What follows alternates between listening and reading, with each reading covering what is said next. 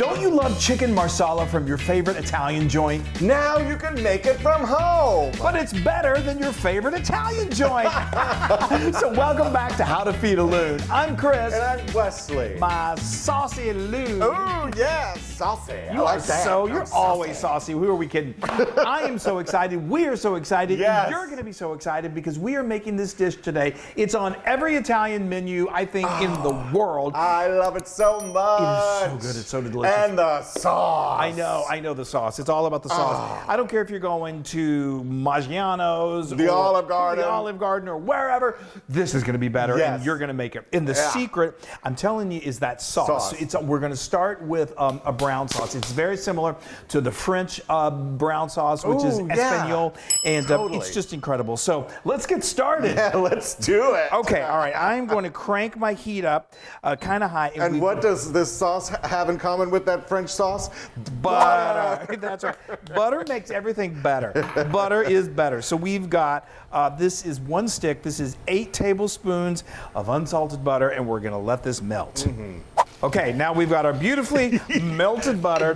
Melted butter is beautiful. It is just a beautiful thing. And now we're adding our mirepoix. Yeah, mirepoix, which is the holy trinity of cooking. That's right. So we've got like a medium-sized onion that we chopped. We've got a carrot, like a large carrot that I chopped. I just chopped it up in my food processor. And then I've got a couple of stalks of celery that we have chopped. And here we're going to add, just to add even more flavor, these are several sprigs of fresh thyme. We're going to let this cook until it gets nice and soft.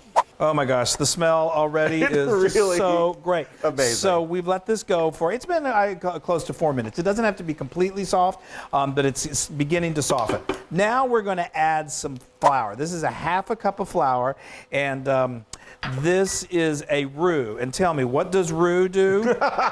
Well, actually, it depends on what roux you're talking about.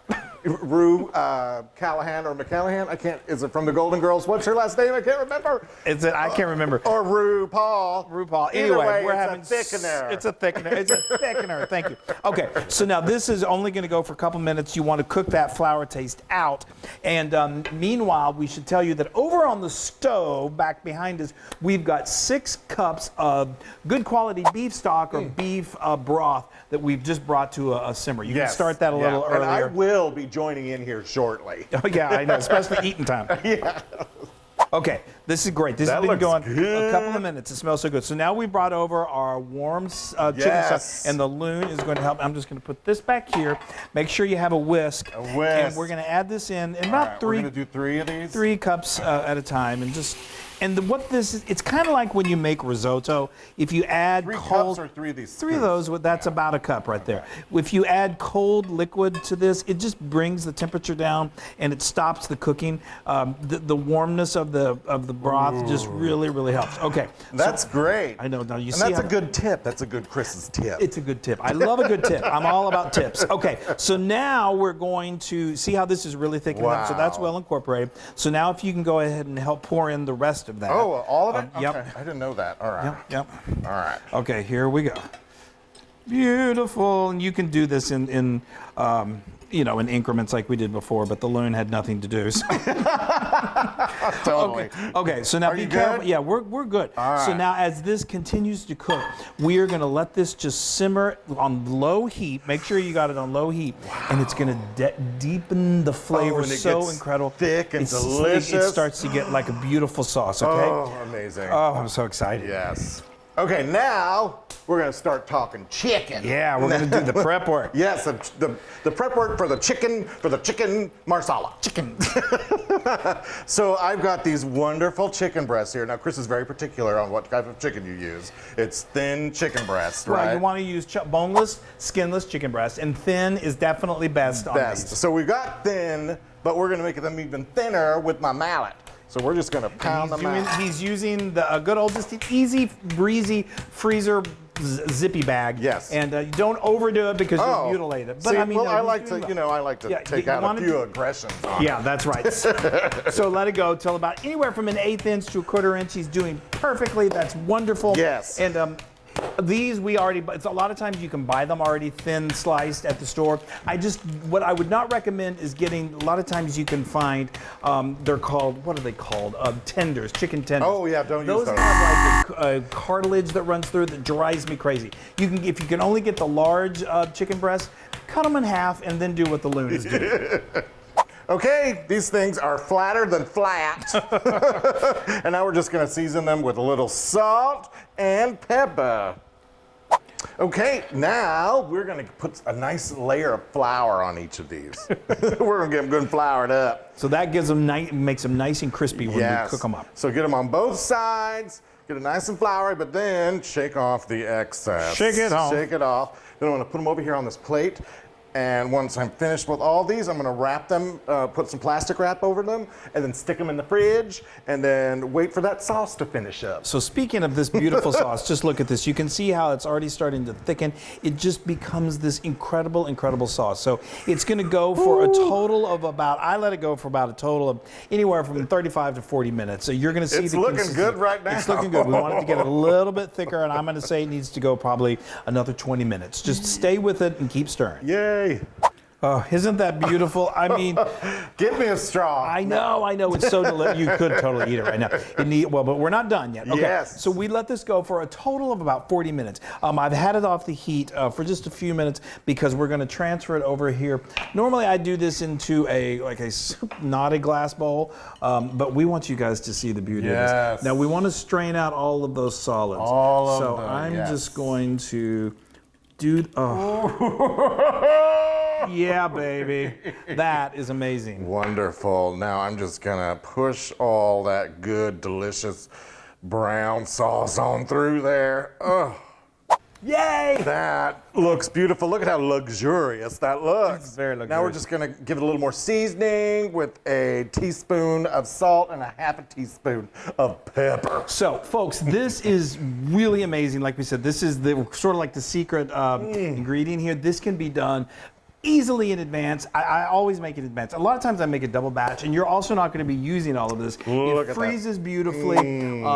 You can make it and freeze it and then use it later. But anyway, okay. I'll put this on mashed potatoes. He does. He puts it on it. He drinks it. Okay, so now we've got a nice large skillet, and we've got our floured, seasoned cutlets, and we're going to cook these up, and we're going to get them nice and crisp. Now we're going to work in batches, and I am going to put this in. I've got a half a cup of vegetable oil in here, and we want it pretty piping hot because we want these things to cook up and crank up my heat really very quickly. And this is going to we're going to work in batches, and we're going to do this. It's literally only going to take about 4 minutes per side for it to get nice and beautifully browned, and then we're going to flip it. Okay, these have been going now for, I'd say, 3 to 4 minutes. You want to do this on pretty high heat because you want to, if you overcook them, oh, look at that. There we go. If you overcook them, it's going to get that meat too tough and dry, and you don't want that. Okay, now we're just going to let these go for a few more minutes. Yay! Do the next batch, and we are cooking. Oh, okay. These are so crispy and beautiful. I know. So they went for about Put those on a baguette and just give them to me. I know. I'm telling you, every component of this is so delicious by itself. I love it. When you put it all together, it's insane. Okay, so those I could have drained on some paper towels, which you can do. But anyway, all right, we're gonna use those pretty quickly. We are gonna use them. So yeah, but I want to keep them warm. So what I'm gonna do is I'm gonna get rid of this oil, but I do not want to get rid of my finger as I burn it. Yeah, be careful. I know, but I don't want to get rid of. See all of that beautiful stuff in there. That is loaded with flavor. So we're going to add a couple. Working in the same skillet, we're going to add a couple of tablespoons of unsalted butter. Oh, I can't tell you. Chicken marsala. The first time I ever had chicken marsala, I think I was 19 years old. I think we were together. Yes, we were. In New York City. Yes. Coming from a small town, we didn't really have any super nice Italian restaurants. No, I know. And so it was Paisanos on Mulberry Street in Little Italy. Italy. It was like, what am I eating? When I first, I would always see chicken marsala, and it always has mushrooms in it, and I thought marsala meant mushrooms. Totally. So uninformed. Anyway, but boy, was I wrong. So anyway, but we're going to get to the marsala in just a moment. Yes. So now I've melted that butter, and now we have added 1 shallot. I love the sweetness of the shallot. It's going to match with the sweetness of the Marsala wine, and it's going to be heavenly. Okay, these are really beautiful. They smell so good. I love shallots. If you don't have shallots, you could use chopped onion. Yeah. Okay, so now we've got 8 ounces of just sliced, good old button mushrooms. I love my button mushrooms. And we're going to put those into the mix, and we are going to also add, I'm going to put about about 1 tablespoon of some Worcestershire sauce. Yes. Talk about a flavor builder. I love and Worcestershire. Me too. And we're going to cook these until they start to release their liquid. Okay, see how these are nice and soft? This took maybe 4 minutes. Now we're going to get really fun. We're going to add the Marsala. This is a 1/2 cup of sweet Marsala wine. It is so amazing. Stand back. It smells so good. Kind of be careful. It probably is not going to flame, just depending on how hot. Yeah. But there's going to be some, the smell. There it is. Oh, that smell. So and then we're going to add 2 more tablespoons of the Worcestershire sauce. You know what? Hold on. Yeah, don't let any of that go to waste. Okay, oh my gosh. And now, the smell. Oh, there's that smell. Wow. Okay, so now we just need to let that alcohol cook off, and we're going to let this reduce down for just a couple minutes. Oh my gosh, I'm so excited. Okay, so now that's gone for about 2 minutes. This is about 1.5 cups of that amazing brown sauce. Oh, that's just going to go in there. Thank you. Hold on. Come on. I know, we don't want to lose any of there. Is that not luscious, folks? I mean, look at that. Sorry, hold on. I told you that this is going to be better than anything you've ever had. We're going to add hit it with a little more salt and a little more pepper, and then we're just going to heat this through. Put our cutlets on a platter, and it is serving time, baby. Oh, is that is just? I'm telling you, my heart is palpitating, and this still. Chicken is ready for it. Come on, and we are just gonna. I'm going right in. Oh yeah. Okay. Keep on going. You got a whole lot in there. I know. Yeah, keep on, Chris. Guys, come on. Well, we'll save a little for extra sauce for it. All right, Loon. I want people to just marvel at that for a second. I know. And now we're going to top it off with a little chopped parsley. I'm telling you, Olive Garden should pay us for this recipe. be taking notes. I love Olive Garden, by the way. I'm not Oh, wow. Okay. Let's plate up. Yeah. Watch out. Here. I'll help you. Thank you. Yeah, that one right there looks just fine. Oh, I'm going to get a fork here. This is just amazing. Ooh-wee. Okay. Yes, gorgeous. that's perfect. Thank you. Okay, get yourself. Wow. Yes. You want just a little more of the sauce on Please, top? come on over here. Sauce it up. I told you were saucy. Y'all. Okay. I'm going in. Chicken's tender. Yeah. I love the crispiness on the edges. And I got the smell is driving me crazy. I can never make it in my mouth. Well, I'm going in. I can't wait. I'm going in.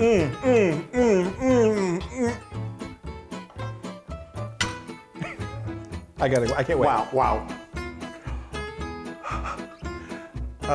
That Marsala, that sauce, that brown sauce. Oh, and that crispy chicken. That, y'all, and the mushroom. It's insane. Yeah, this is 1,000% Loon approved. Oh my gosh, you guys! Wow. I'm telling you, you will never. You'll order it again at a restaurant, of course, but you'll think it's not like my homemade. And let me tell you, folks, if you love this, you are going to love making our chicken Parmesan. Yeah, or you gotta watch our episode of my favorite country style pasta right there. Come That's on. right, you guys. We love you. Bye. Don't go out to eat. Make it at home. Yes.